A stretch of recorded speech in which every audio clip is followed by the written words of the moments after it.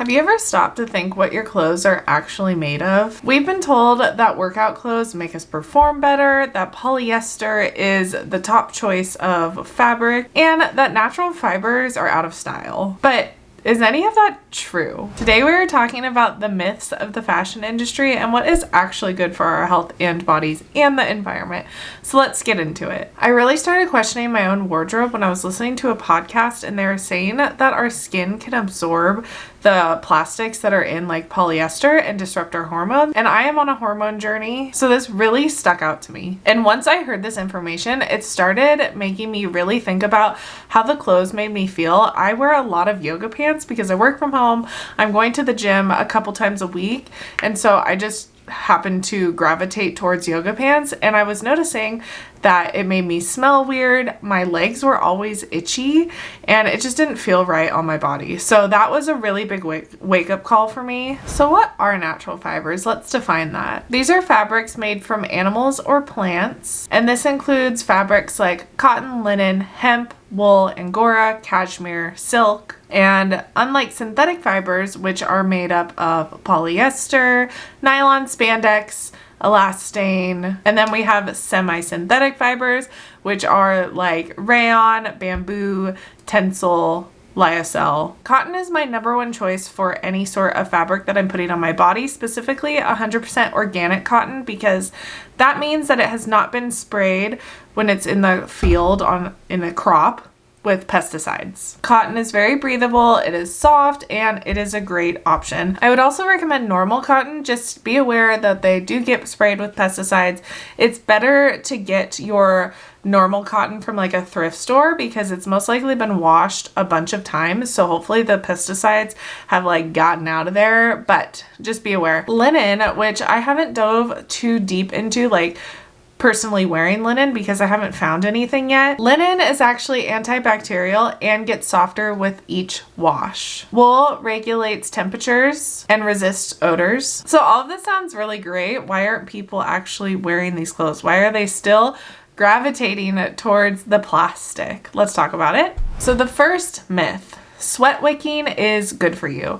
You're going to see sweat-wicking on so many workout clothes because when you're sweating, you want your sweat to be wicked. So all of these clothes say that they sweat-wick as a good thing. So the thing about sweat-wicking materials is that they are most likely like a polyester material.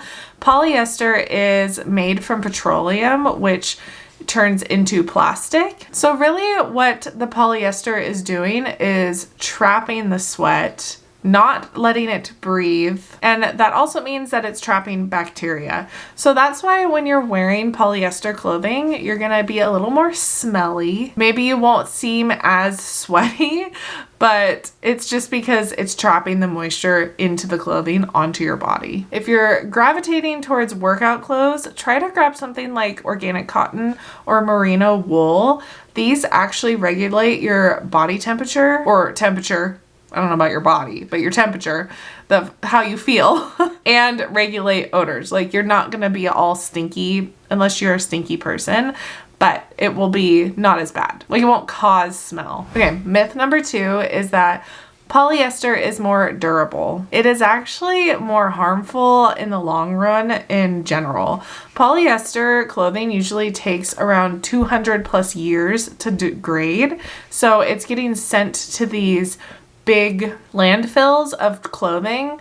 It just sits there, it doesn't degrade for over 200 years, and it emits gases into the air and causes pollution. Also, with every wash, it releases microplastics into the water, and so it is releasing something. It's not fully durable here.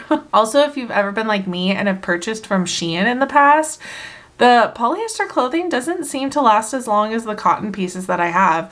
When you take care of a piece of cotton or linen, it really is going to last you a long time. But the polyester pieces usually just fall apart, especially like leggings and stuff. Like, I drill holes where my thighs touch. My polyester clothing always gets a hole in it. It never holds up. I'm usually getting rid of the polyester way quicker than any of the cotton pieces I have. So just be aware of that when you are like going through your closet or whatever and seeing the quality of a piece that you've worn 100 times, polyester versus natural fiber, it's gonna be different. And myth number 3 is that natural fibers are too expensive. So natural fibers can be expensive, but there's a couple different ways to look at this. The first way is that if you're buying brand new natural fibers and it is expensive, this clothing is gonna last you way longer than any synthetic fiber that you buy. So you gotta think of the clothes as an investment. Like I was talking about in the last one, you can buy 2 natural fiber shirts that are going to last you 10 years versus buying 10 polyester shirts that are going to last you maybe a year if you're lucky. Also, if you've noticed, like a Lululemon legging is so freaking expensive and it's just plastic. You can get really expensive synthetic fibers and you can get really cheap natural fibers. It just depends on where you're looking. If you go to a thrift store, you're going to find a lot of cheap cotton pieces. That's where I recommend starting always. So you just got to be kind of smart about it. Find a brand that you really like, invest in that. Just be very aware that if you see a piece that you like and it is polyester and it's really expensive, remind yourself that it is plastic. So how do we transition away from synthetic fibers? Numero uno, go through your own closet, check all the tags. Start with what you have. We want to see cotton, linen, wool, hemp, cashmere, silk on the tag. I am okay with some tencel and lyocell, which are semi-synthetic, made from wood pulp. Other than that, stick with those. Excuse my face, I just sneezed like 10 times.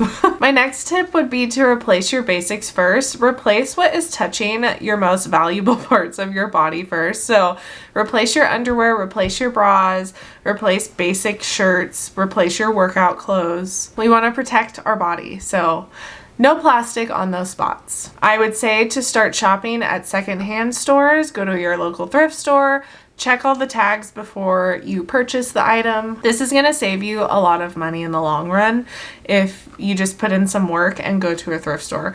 I know it's a lot of work. I've been doing it for the last couple months, but it's so worth it. Look for brands that prioritize organic and ethical sourcing. We want to watch out for the greenwashing terms, which you can go check out my last video. I talked all about greenwashing and how to stay away from that when you're looking for new clothing. Usually on the website it says if they're GOT certified, so that most of the materials are organic.